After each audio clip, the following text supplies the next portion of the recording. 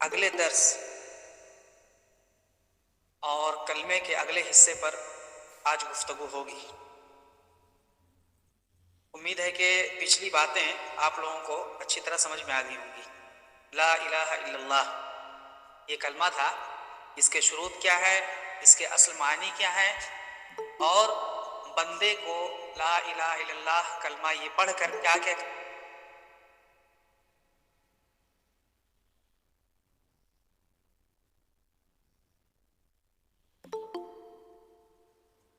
جی آواز آ رہی ہے؟ ہاں ابھی آ رہی۔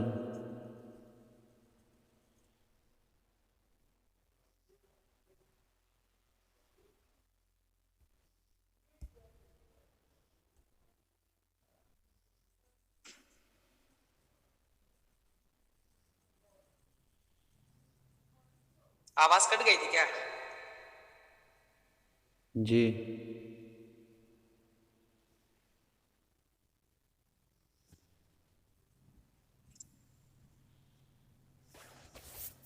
تو میں کہہ رہا تھا کہ لا الہ الا اللہ کے تعلق سے جو بھی اس میں باتیں ہیں اس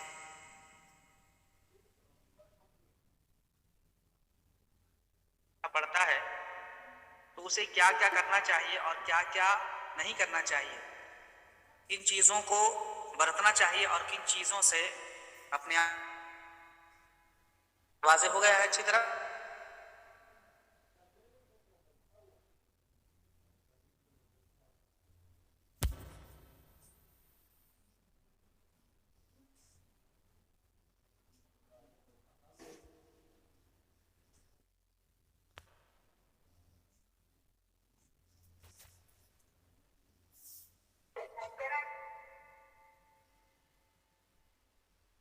جی محترمہ بہنیں،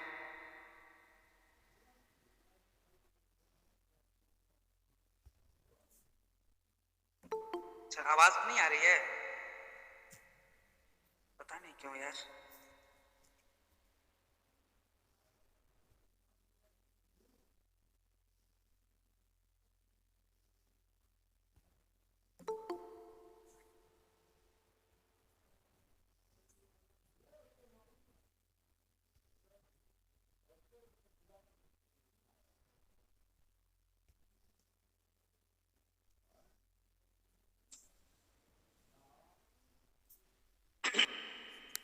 اللہ رحم فرمائے۔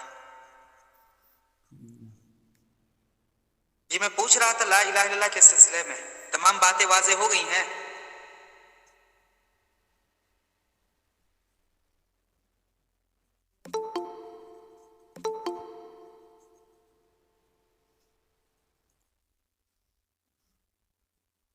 الحمدللہ ابھی آواز صحیح سے آ رہی ہے نا؟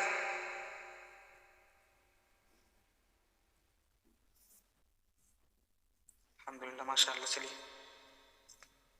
لا الہ الا اللہ کے سلسلے میں لا الہ الا اللہ کے کیا شروط ہیں، اور بندہ جب لا الہ الا اللہ پڑھتا ہے تو اس پر کیا کیا چیزیں واجب ہوتی ہیں، کون سی چیزیں اسے کرنی ہیں اور کن چیزوں سے اپنے آپ کو دور رکھنا ہے، یہ اچھی طرح سمجھ میں آ گیا ہے؟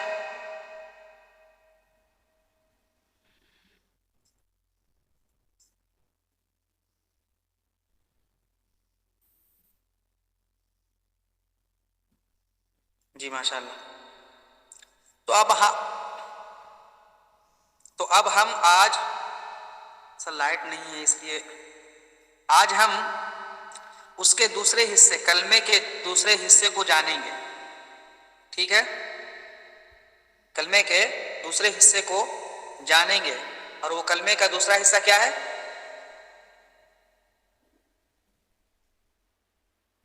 جی کوئی بتائے؟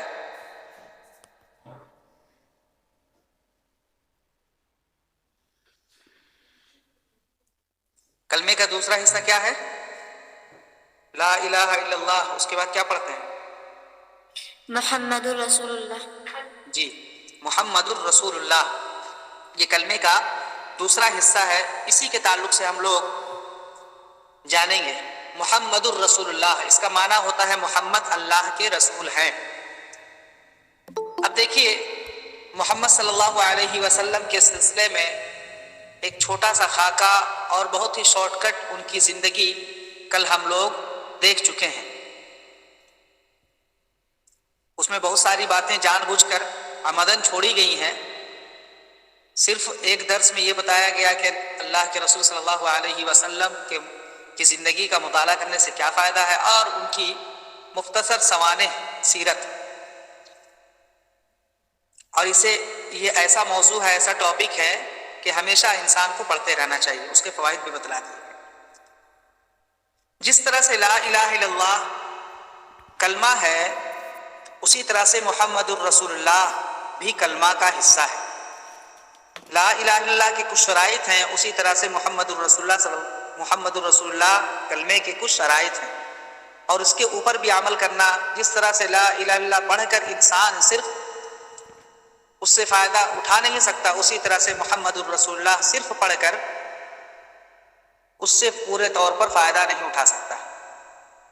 مختصر طور پر یہ کہ لا الہ الا اللہ کے بعد محمد الرسول اللہ کی ہم گواہی جب دیتے ہیں تو اس کا تقاضا یہ ہے اور کلمے کا مطالبہ یہ ہے کہ اللہ کے رسول صلی اللہ علیہ وسلم کی بطور رسول تصدیق کی جائے، یعنی اللہ کے طرف سے آپ رسول بنا کر بھیجے گئے ہیں، اس بات کو تسلیم کیا جائے.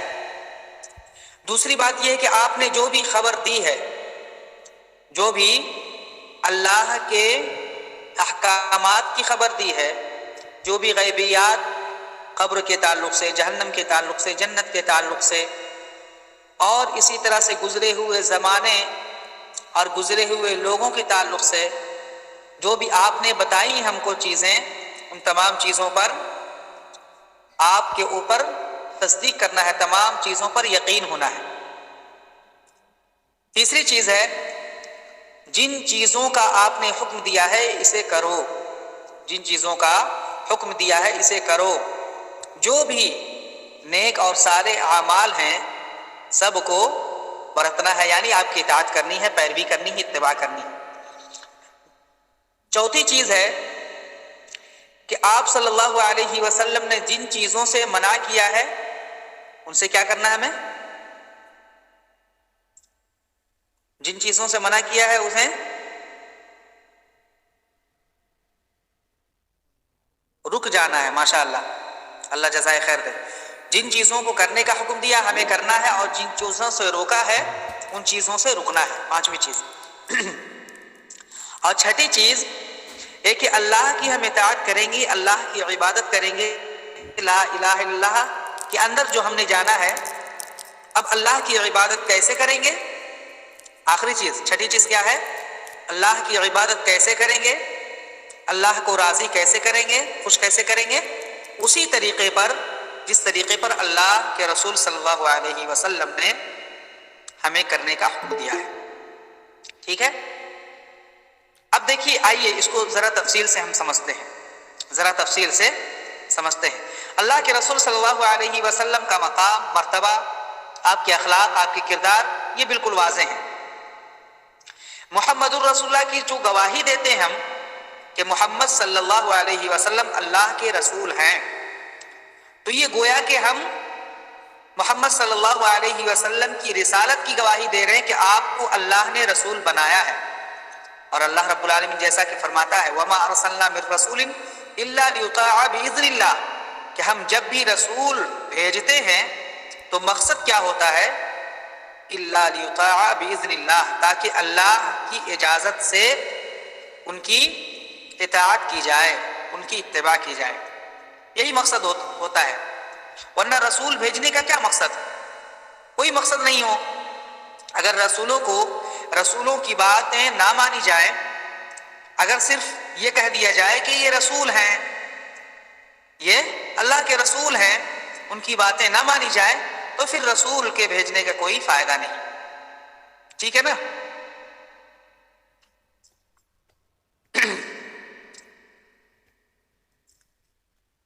کوئی چیز اگر اس میں آپ کو پوچھنی ہے تو پوچھ سکتے ہیں، یا کوئی چیز واضح نہیں ہوئی ہے تو.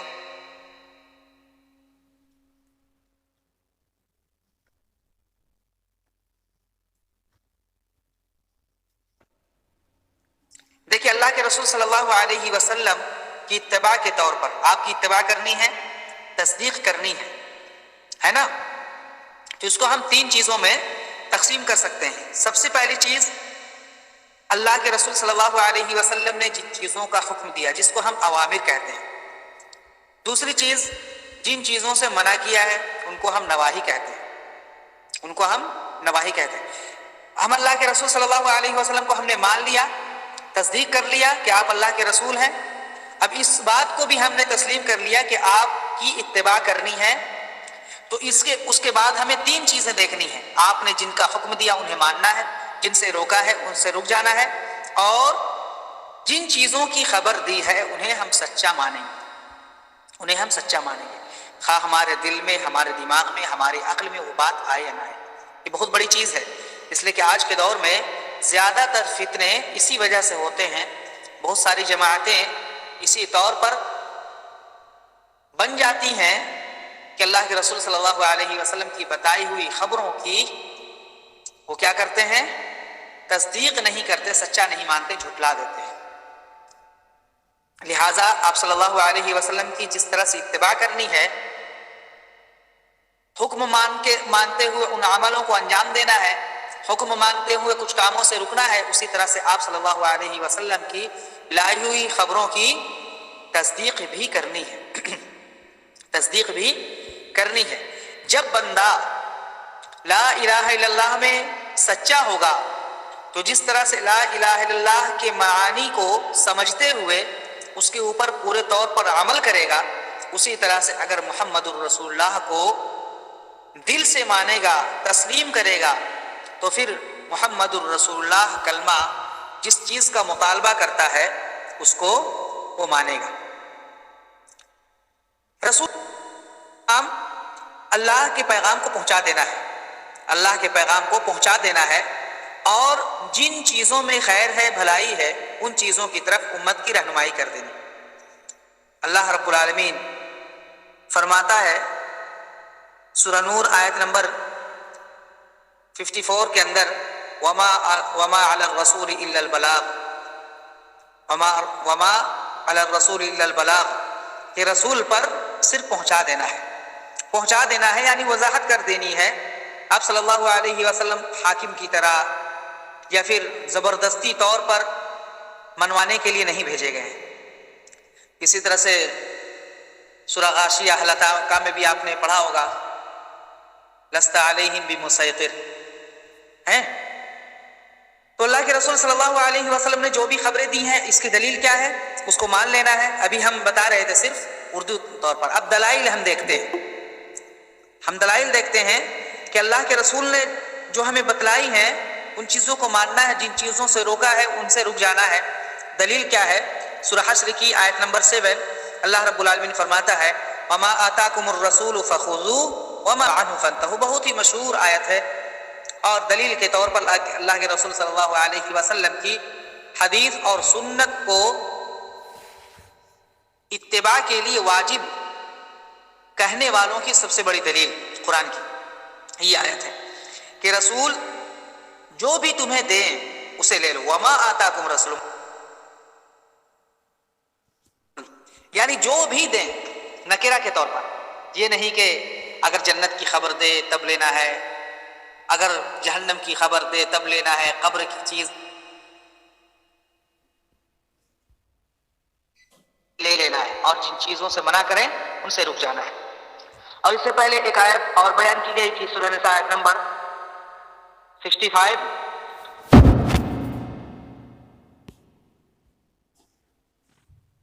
حرج مما قضیت ویسلموا تسلیما۔ یہ آیتیں ہمیں بتلاتی ہیں کہ ہمیں رسول کے ساتھ ہمارا معاملہ کس طرح سے ہونا چاہیے۔ فرمایا اللہ رب العالمین نے تیرے رد ہو سکتے جب تک کہ آپ کو اپنے درمیان ہونے والے اختلافات اور معاملات میں فیصل اور جج نہ مان لیں، اور پھر آپ جو فیصلہ کریں اس پر رائے۔ اب آیت نمبر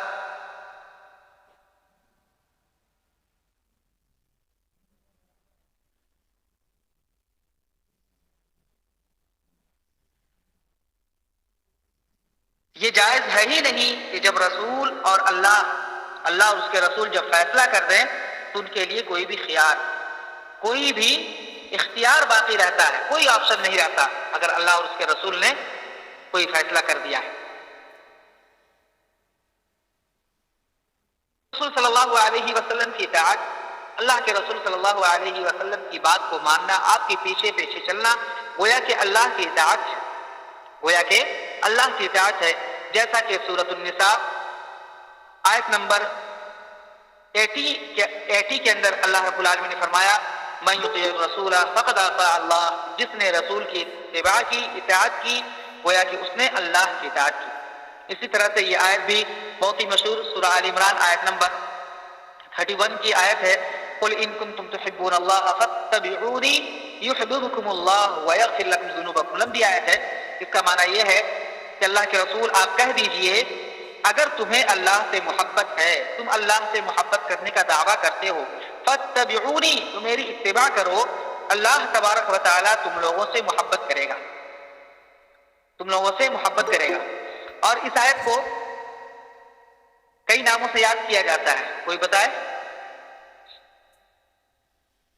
آواز آ رہی ہے برابر؟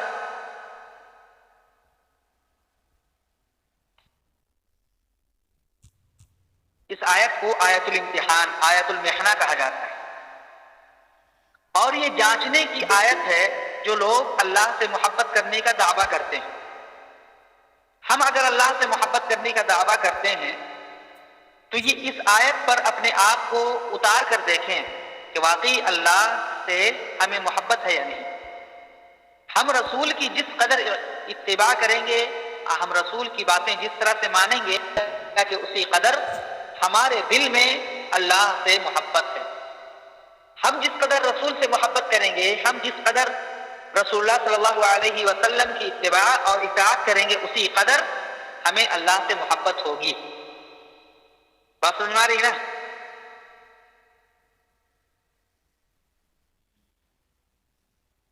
جی آواز آ رہی ہے؟ بات واضح ہو رہی ہے؟ ماشاءاللہ، جزاکم اللہ خیر۔ اسی طرح سے یہ تو آیتیں ہوئی، اور آیتیں بہت ساری ہیں، یہ میں نے نمونے آپ کے سامنے رکھے۔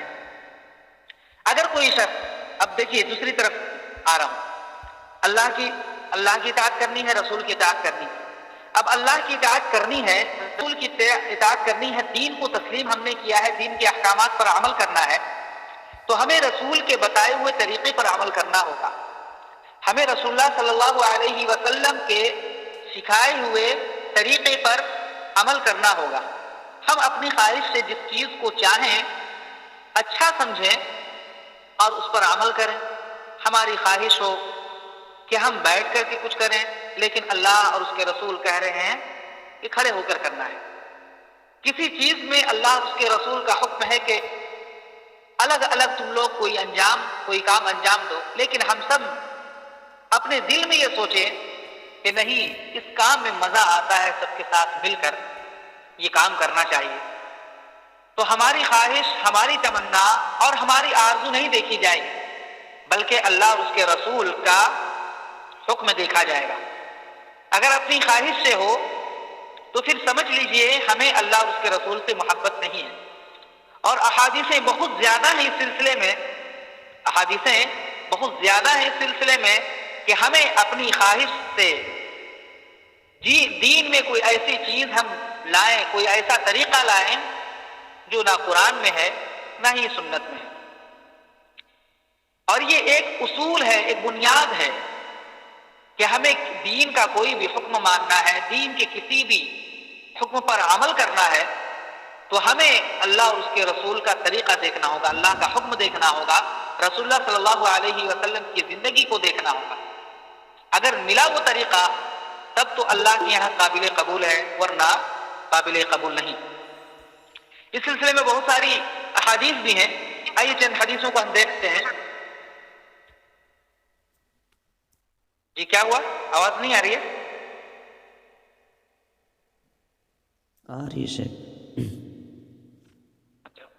جی شاید کسی کا مائک آن ہو گیا تھا۔ اس سلسلے میں چند احادیث دیکھتے ہیں۔ مشہور حدیث صحیح بخاری اور صحیح مسلم کی، حضرت عائشہ رضی اللہ عنہا راویہ ہیں فرماتی ہیں اللہ کے رسول صلی اللہ علیہ وسلم نے ارشاد فرمایا من احدث فی امرنا ھذا ما لیس منہ فهو رد، کہ جس نے ہمارے اس دین میں کوئی نئی چیز ایجاد کی، ما لیس فی، جو اس میں نہیں تھا، فهو رد، تو وہ مردود ہے، وہ دھتکارا ہوا ہے، وہ قابل قبول نہیں ہے۔ اور ایک روایت کے الفاظ جو صحیح مسلم کے ہیں یہ ہیں من عمل عملا لیس علیہ امرنا فهو رد، جس نے کوئی ایسا عمل کیا جس پر ہمارا دین نہیں ہے یا ہمارا معاملہ نہیں ہے تو پھر وہ مردود ہے، یعنی وہ اسی شخص پر لوٹا دیا جائے گا، اللہ کے ہاں قابل قبول نہیں ہے۔ اسی طرح سے صحیح مسلم کے اندر اللہ کے رسول صلی اللہ علیہ وسلم نے ایک مرتبہ خطبہ دیا، لوگوں کو نصیحت کی، فرمایا اما بعد، اس کے بعد فرمایا فإن خیر الحدیث کتاب اللہ، کہ سب سے بہترین بات اللہ کی کتاب ہے، وخیر الہدا ہدا محمد صلی اللہ علیہ وسلم، اور سب سے بہترین ہدایت اللہ کے رسول صلی اللہ علیہ وسلم کی ہدایت، سب سے بہترین راستہ اللہ کے رسول صلی اللہ علیہ وسلم کا راستہ ہے، وشر الامور محدثاتها، اور معاملات میں سب سے خراب معاملہ، سب سے بیکار معاملہ اور سب سے گرا ہوا معاملہ، شر، برا معاملہ کیا ہے؟ محدثاتها، نئی نئی چیزیں ہیں، نئی نئی ایجادات ہیں، وکل بدعۃ ضلالہ، اور ہر بدعت، ہر نئی چیز گمراہی۔ یہ صحیح مسلم کی روایت ہے۔ اسی طرح سے اس کو ہم بارہا خطبوں میں سنتے ہیں، خواہ وہ نکاح کا خطبہ ہو، جمعہ کا خطبہ ہو، عید الفطر کا، عید الاضحیٰ کا خطبہ ہو، یا صلاۃ استسقاء کی نماز ہو، اس کے پر خطبہ ہو۔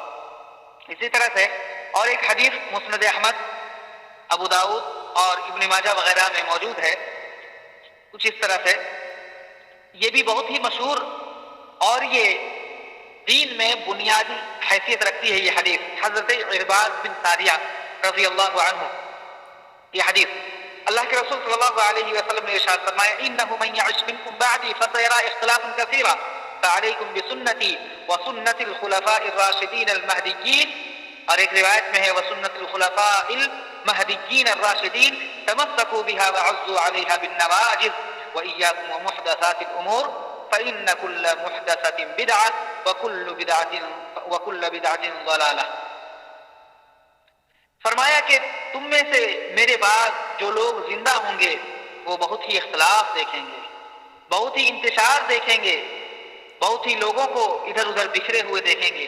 فعلیکم بسنتی، اس وقت میری سنت کو لازم پکڑنا، وسنت الخلفاء المہدیین الراشدین، اور ان خلفاء کی سنت اور ان کے طریقے کو لازم پکڑنا جو ہدایت یافتہ ہیں، جو ہدایت کے راستے میں ہیں۔ تمسکوا بہا، اور اس سنت کو کیا کرنا؟ مضبوطی سے تھام لینا، تمسک کہتے ہیں مضبوطی سے پکڑ لینے۔ پھر فرمایا وعضوا علیہا بالنواجذ، اور اپنے دانتوں کو، جو جبڑے والے دانت ہوتے ہیں، نواجذ کو کہتے ہیں جس سے چباتے ہیں ہم، ان دانتوں سے ان کو اچھے سے مضبوطی سے پکڑ لینا، جکڑ لینا۔ اتنی زیادہ اللہ کے رسول صلی اللہ علیہ وسلم نے ہدایت کی ہے اپنی سنت اور خلفاء راشدین کی سنت کو پکڑنے کی۔ اور پھر فرمایا وَإِيَّاكُمْ وَمُحْدَثَاتِ الْأُمُورِ، دیکھو تم بچنا نئے نئے کام ایجاد کرنے کے، نئے نئے کام ایجاد کرنے کے سلسلے میں بچتے رہنا۔ فَإِنَّ كُلَّ مُحْدَثَةٍ بِدْعَةٍ، کیونکہ ہر نئی چیز، ہر نئی ایجاد بدعت ہے، وَكُلُّ بِدْعَةٍ ضَلَالَةٍ، اور ہر بدعت گمراہی کا سبب ہے۔ اور اس معنی میں بہت زیادہ احادیث ہیں، آپ بارہا سنتی ہوں گی، بہت زیادہ احادیث ہیں، یہ میں نے 3-4 حدیثیں آپ کے سامنے بطور نمونہ رکھی ہیں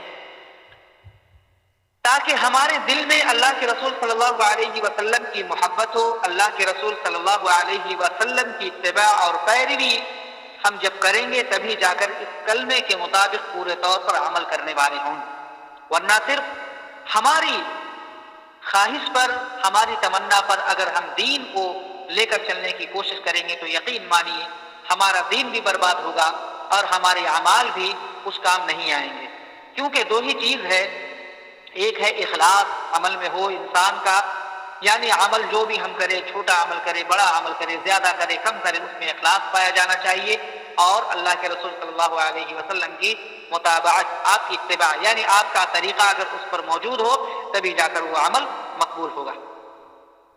ٹھیک ہے، یہی چیز ہے لا الہ الا اللہ اور محمد رسول اللہ. اس کے اندر جو، اس کلمے کے اندر جو معانی ہے، ان معانی کو ہم سمجھیں گے، ان معانی کے مطابق ہم عمل کریں گے، اور ان معانی کا مطلب آپ کو اچھی طرح سے وضاحت کے ساتھ بیان کر دیا گیا ہے. ٹھیک ہے،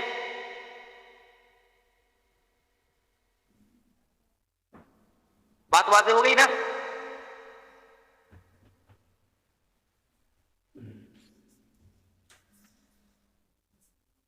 ماشاء اللہ، جزاکم اللہ خیر.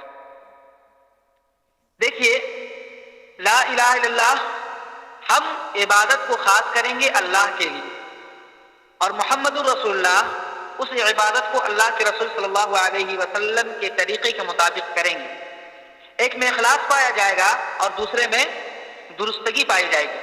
جب اللہ کے لیے ہو تو یہ اخلاص ہے، وہ خالص ہو گئی عبادت، اور اللہ کے رسول صلی اللہ علیہ وسلم کے طریقے پر ہے تو یہ سنت کے مطابق ہو گئی.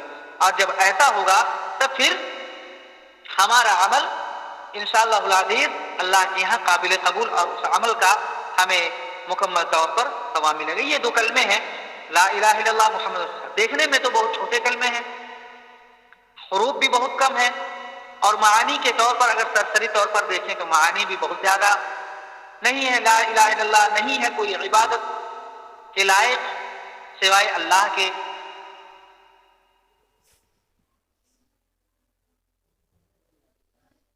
وہ کلمہ ہے جو دین کی بنیاد ہے، دین کا فاؤنڈیشن ہے، دین کا ستون ہے. انہی دو کلموں کے تعلق سے ہمیں اپنے ایمان مضبوط کرنا چاہیے، اور اپنے عمل کو اسی کلمے کے مطابق پرکھنا چاہیے، اسی کو معیار بنانا چاہیے.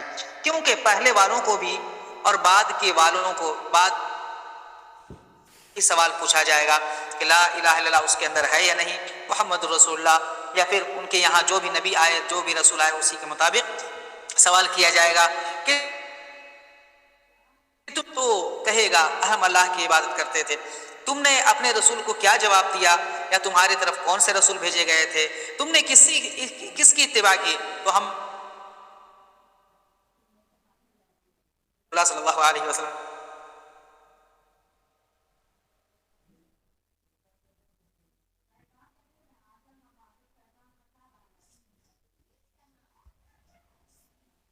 اور یہ بات میں بھی بار بار یہ باتیں آئیں گی کہ اخلاص کیا ہے. اخلاص جب بولا جائے گا تو لا الہ الا اللہ کے تمام معانی کو اور تمام شرائط کو اپنے ذہن میں فوراً لے آئیے گا.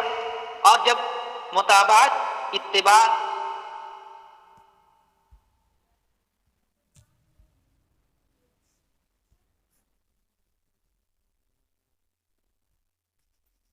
چیزوں کو اپنے ذہن میں انشاءاللہ العزیز اگلے دروس کا آپ کو اچھی طرح سے جی ان کے معانی اور اگلے دروس کی وضاحت اچھی طرح سے آپ کے سامنے ہو جائے گی. معذرت چاہتا ہوں کہ آواز بار بار کٹ رہی ہے، لیکن کچھ کیا نہیں جا سکتا ہے، اس لیے میں بار بار دہرا دے رہا ہوں. اللہ رب العالمین ہم سب کو دین کی صحیح سمجھ عطا فرما، اور ہم سب کو